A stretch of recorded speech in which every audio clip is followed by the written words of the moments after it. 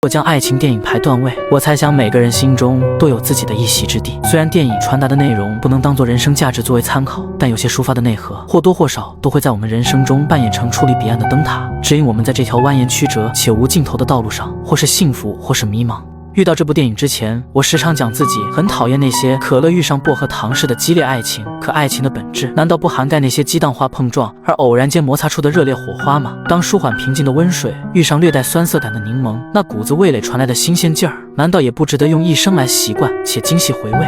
和大多数俗套的肥皂剧开篇一样，来大城市谋求生路的穷小子罗宾，一眼就被宴会上清新脱俗的富家千金安娜惊艳的迷失了心窍。和他一起的朋友看出了端倪，理智的跟他劝说，最好不要打这个女孩的歪主意，他的父母绝对不会允许一坨污秽染指他们精心培育的碧玉。如果因此丢掉他好不容易努力磕碰出来的大好前途，就太不值当了。朋友的话虽然逆耳，但对于罗宾来说确实是好言相劝。可他骨子里就不是一个喜欢被规矩束缚的人，越是被定义不可能的事，他越是希望用结果来求证。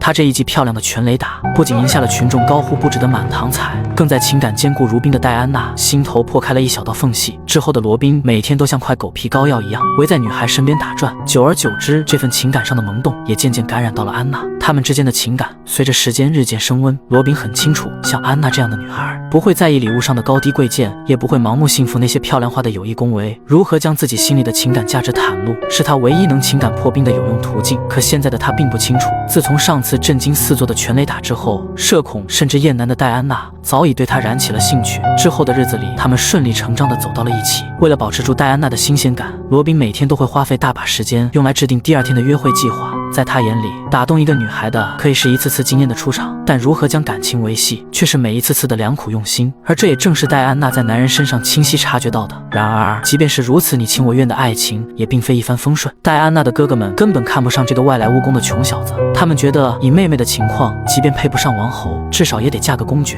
可戴安娜却十分清楚自己心里想要的。Please stop going round and round and concentrate. This is your future life we're talking about. It's your future happiness. The thing is, I just know this is it.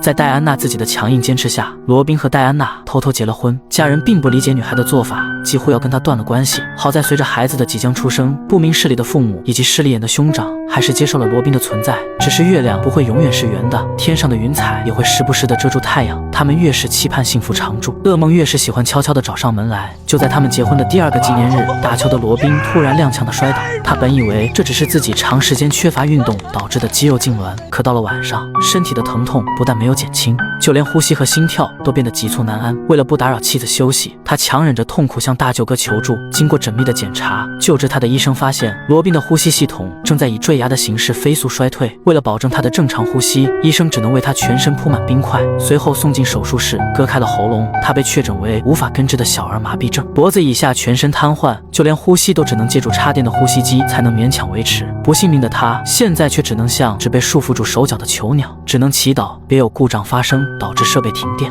他笑着还想对妻子说些什么，却可怜的发不出一丝声音。但女人还是准确的说出了罗宾想表达的。时间让他和罗宾之间的默契，有时只需一个眼神，有时只需一个微笑。然而这份默契只够赚下旁人廉价的几滴眼泪，并不能换取其他对他们实质性的帮助。负责诊治罗宾的医生直言不讳地打碎了女人妄想丈夫康复的白日梦。根据先例判断，患上这类病的人基本熬不了几个月。这意味着罗宾和戴安娜刚刚迈足的幸福，或许此刻已经戛然而止。这一结论让女人如遭雷击。罗宾还没履行跟自己白头偕老的约定，更没见过自己未出生的孩子，这对于他们来说又怎能不遗憾？世人皆叹爱而不得的苦，可这般苦又怎能赛得过走不到尽头的这份酸？之后陷入迷茫的戴安娜只能将心里的委屈倾诉给父母寻求安慰。可她的父母从一开始就不支持这段不算平等的婚姻，这场意外反而让他们寻到了指责女儿的出气口。此刻的他们与其说是戴安娜的家人，倒不如形容成嗜血的疯狗，在不断撕咬着女人流血的伤口。可即便这样，戴安娜的想法依旧没有受到一丝影响。她坚持要陪罗宾走到最后，即便不能白头，也不希望罗宾闭上眼前只有他自己一人。或许真的是这份诚意感动了天地，罗宾的生命没有像医生说的那样戛然而止。他奇迹般的苦熬到了孩子出生。戴安娜将他们的孩子轻轻放到了男人枕边，随后轻轻地亲吻了他的嘴角。她希望这些能化作动力，营造成男人继续活下去的希望。可遗憾的是，她除了目视什么都做不了。之后的1年时间，罗宾和戴安娜苦撑着这口希望，熬过了医生定义的死期将至。虽然身上依然要挂着呼吸机才能维持身体机能运转，但至少他不用躺在方寸大的急救室里等待未知的听天由命。他被良心发现的岳母转移到了更先进的医院，用上了更加科学的精密仪器。可罗宾心里清楚，这是岳母用来提醒他的方法。他一辈子都没办法脱离这些冰冷的器械，又怎么再给予那个最心爱女人一生一世的幸福？之后的日子里，罗宾习惯了一个人独处，他拒绝了所有人的探望，只希望自己的身体可以快些习惯享受孤独。可这份疏离非但没有伤到妻子的心，反而激化了他心里一定要始终陪下去的念头。罗宾不说话，他就独自一个人坐在床头讲男人以前给他制造的浪漫故事，从相知到相遇，从厌倦到爱的真切，再到此刻的不离不弃。说多了，女人的嗓音会发出撕裂的哽咽，可她从不在男人面前流下一滴眼泪。她希望丈夫的世界是艳阳高照，充满生机。她不喜欢自己流落的泪滴，因为她清楚丈夫不能给她擦拭泪水的无力。只是这份情感演绎的愈发真切，男人的心脏就愈发倍感撕裂的痛。他想活下去，但好像只有死掉才能卸去妻子身上的负担和枷锁。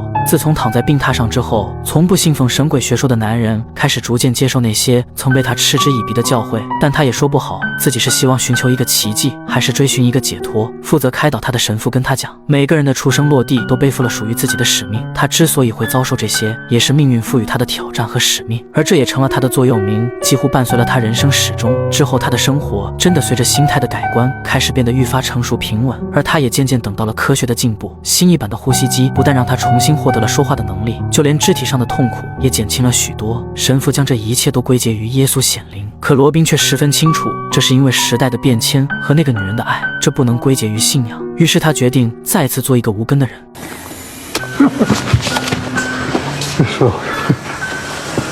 I'll be on my way.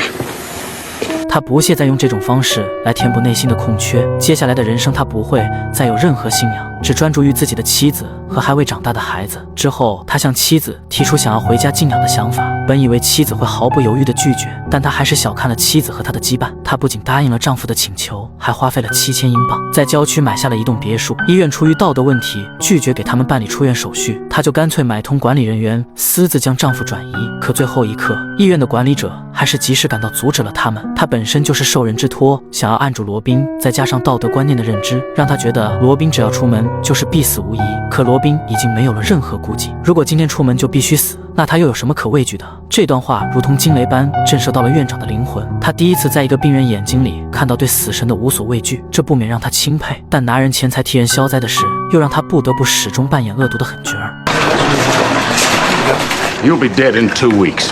院长的狠话并没有阻止罗宾的决心。虽然现在的他因为设备降级的原因，身体机能的维护肯定比不上在医院时的状态，但房外清新的空气以及这股子微风拂面的自由感，还是让他重新感受到了活着的意义。在朋友的帮助下，他被抬上了特殊定做的小床上，戴安娜为他插上了维系生命的呼吸机，接着换上了手动氧气包。在所有人紧张的注视下，罗宾终于说话了。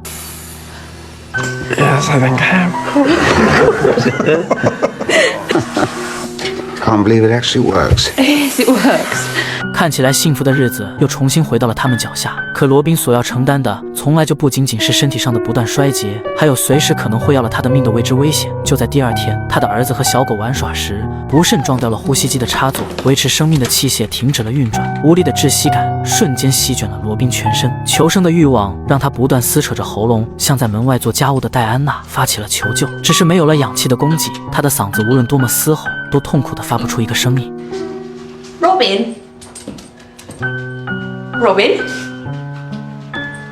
Oh my God. Robin? 好在最后一刻，戴安娜发现了丈夫的异常，她焦急地插上了呼吸机的供电，这才平复了男人的呼吸。That was interesting.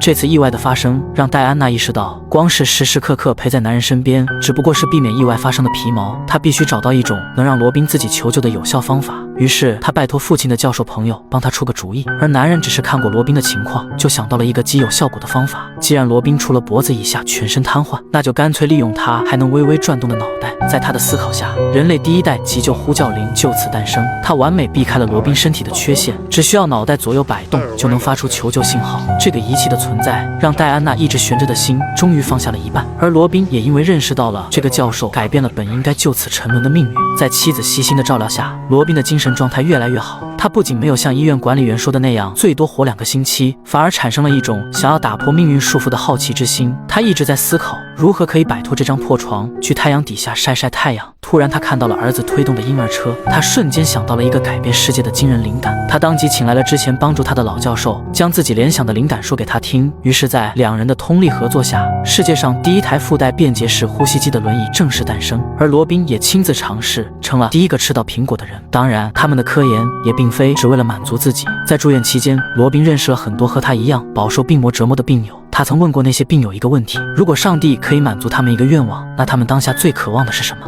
In his own private box. 正是病友这句无心的希望成了罗宾科研的引子，所以在轮椅诞生的第一时间，他就迫不及待地回到了曾经那所医院，找到了曾经的那些人。他要把这架轮椅再做的精细，然后向世界普及，让更多和他一样的人都能待在太阳下，嘲笑那个妄想剥夺一切的命运。在那之后，罗宾的时间都用在了未知中的探索，这其中少不了周围人的出谋划策。当然，最值得铭记的一定是戴安娜的陪伴。罗宾常常和戴安娜说，自己这辈子最幸运的事就是当初没听朋友的好言相劝，而这未免不是戴安娜的幸运。就在2人沉溺在这份你侬我侬的情感中不断倾诉时，他的儿子突然拿着一本老相册打断了他们之间的对白，这上面竟是些罗宾和戴安娜年轻时的回忆。他们曾在相恋时开着直升飞机跑到非洲徒步，罗宾清晰记得在那里发生的每一件事，看过的每一个日出。这份美好的描述唤起了孩童的向往，他哭闹地想要父母带他再去一次，而这看似不可能的事却再一次给罗宾带来了新的动力。于是他们一家瞒着所有人改装了一辆4座面包车，偷偷踏上了去往非洲的路。这一次的故地重游虽然很惊险，但在罗宾的心里刻下了很重要的里程碑。他开始尝试让更多和他一样的人不被命运折服。在他的努力下，续航只有3小时的轮椅呼吸机生生被他改造创新到1天甚至更多。越来越多的人可以像他一样踏出房门，呼吸新鲜空气。但罗宾的志向远远不止于此，他要把自己的发明向世界普及。于是在这之后，他和戴安娜开始了接连不断的世界周游，只为了能找到一个靠谱的投资商。但不幸的是，在旅游过程中，他的呼吸机意外发生了爆炸，他们只能依靠手动供氧的方式来维持罗宾的生命。好在心态上的改变让罗宾已经丢掉了曾经的浮躁，他开始花费更多的精力尝试享受着短暂的安宁。在等待救援期间，他会跟每一个路过帮助他的好心人讲述自己和戴安娜的故事，这是他引以为豪的故事，也是他想分享给每一个人的美好。或许正是这份心态让上帝都不想再对他进行考验。在修好呼吸机之后，他接下来的旅程变得异常顺利，不仅很快找到了愿意资助他的合作方，还成功给自己的发明申请到了发明专利和各个国家的福利政策。越来越多的人在他的努力下脱离了冰冷的病榻，他渐渐成了这个小圈子的英雄，用自己残缺的身躯创造了独属于这个世界的红利。当然他并不会因此得到满足，接下来的日子他继续投身到了新产品的科研中。他成了残疾人基金会的形象代言人，开始各地的发表演讲，去向那些健全人普及关于他们这群人的心理和关爱支持他们的方法。参会的都是些身体健全的人，但唯独他身上多了一抹鲜亮的彩虹色。 What is it that you see? Do you see a creature that's barely alive? Or do you see a man that's escaped the confines of the hospital walls? Now, when I first became paralyzed, I wanted to die. But my wife wouldn't let me. She told me I had to live to see our son grow up. So I went on living because she told me to.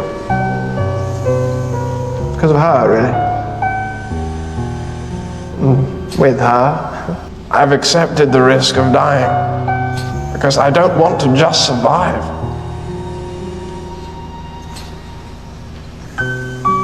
I want to truly live.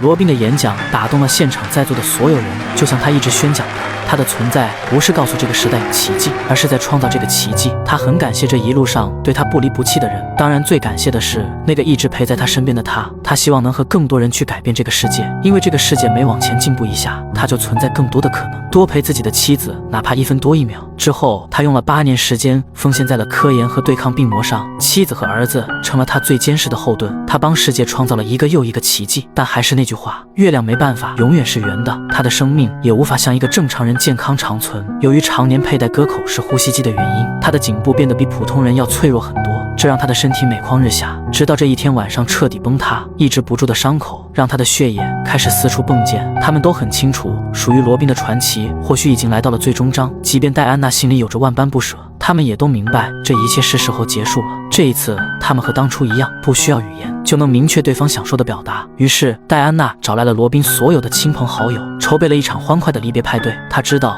罗宾不喜欢哀鸣，所以营造了这一场欢快的气氛，来亲手送别这个自己最心爱的人。看着忙碌且强忍着悲伤的妻子，罗宾真的很不舍得离开，但离开对他和他来说，何尝不是最合适的解脱？第二天，罗宾叫来医生来结束自己的生命，他不希望妻子和孩子见证这最后一刻。可戴安娜又怎能安心地放任男人独自离开？于是，她在丈夫还有自主意识前偷偷赶了回来。看着逐渐失去生机的丈夫，女人的心如同千刀万剐般被撕碎割裂。可他们都明白，这已经是他们所能面对最好的结局了。 You've given me a wonderful life. It wasn't quite what you expected. 看着这个自以为是的男人，戴安娜艰难地挤出了一个微笑。她知道丈夫不喜欢看自己哭，所以哪怕心再痛，也想在这一刻让他始终记住这个笑容。他们这一生算不上什么美好，但用遗憾来形容，又总觉得有些不妥。人海茫茫中，两个钟情的灵魂，只一瞬间就都对对方产生了兴趣。随后，在一生的挫折与泥泞中，始终牵着对方的手，闯过了一道道看似不可过的关卡，不曾分开过，放弃过。这是属于他们的浪漫，即便遗憾伴随人生始终，但过程又好像铺满了鲜花与掌声。接下来属于他们的幸福，只剩下戴安娜一个人缅怀，但这份爱不会散，甚至会愈加更浓更烈。